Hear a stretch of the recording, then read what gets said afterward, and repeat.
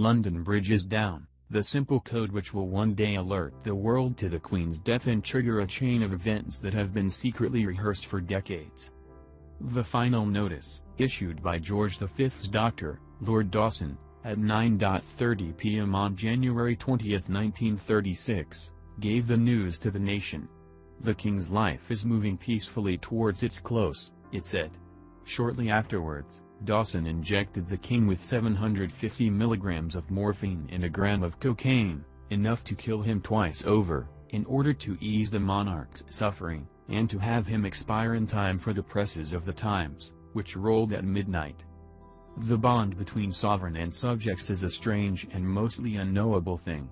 A nation's life becomes a person's and, one sad day, that bond must inevitably break.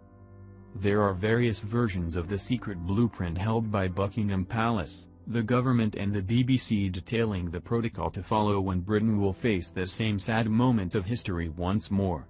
Most envisage it starting with a short illness. When the Queen Mother passed away on the afternoon of Easter Saturday, in 2002, at the Royal Lodge in Windsor, she had time to telephone friends to say goodbye, and to give away some of her horses. This time, a gastroenterologist named Professor Hugh Thomas will be in charge. He will look after his patient, control access to her room and consider what information should be made public. And then, the sovereign's eyes will be closed, and Charles will be king. The first official to deal with the news will be Sir Christopher, the Queen's private secretary and a former diplomat, who will contact the Prime Minister. The last time a British monarch died, 65 years ago, news of the death of George VI was conveyed to Buckingham Palace with the coded phrase Hyde Park Corner to prevent switchboard operators from finding out. For Elizabeth II, civil servants will say London Bridge is down on secure lines. From the Foreign Office's Global Response Centre, the news will go out to the 15 governments outside the UK where the Queen is also head of state, and the 36 other nations of the Commonwealth for whom she has served as a symbolic figurehead. King Charles, back from his tour of the home nations, will lead the mourners.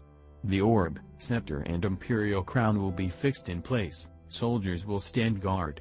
Everything will be inch perfect before the doors open to the multitude. For George VI, 305,000 subjects came. The palace is expecting 500,000 for the Queen. Before dawn on D+9, the day of the funeral, the jewels will be taken off the coffin and cleaned.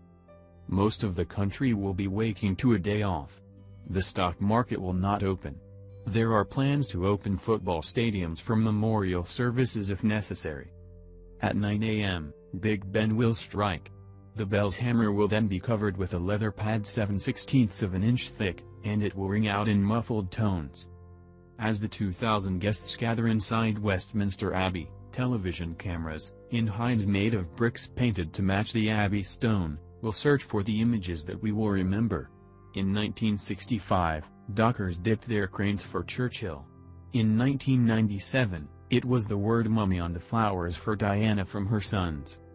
When the coffin reaches the Abbey doors, at 11 o'clock, the country will fall silent. Inside, the Archbishop will speak. During prayers, the broadcasters will refrain from showing royal faces.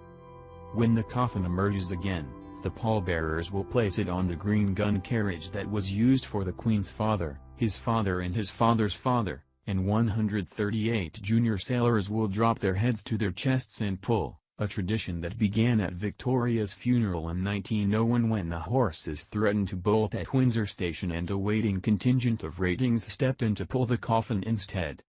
The procession will swing onto the Mall. From Hyde Park Corner, the hearse will go 23 miles by road to Windsor Castle, which claims the bodies of British sovereigns. The royal household will be waiting for her, standing on the grass. Inside the chapel, the lift to the royal vault will descend, and King Charles will drop a handful of red earth from a silver bowl.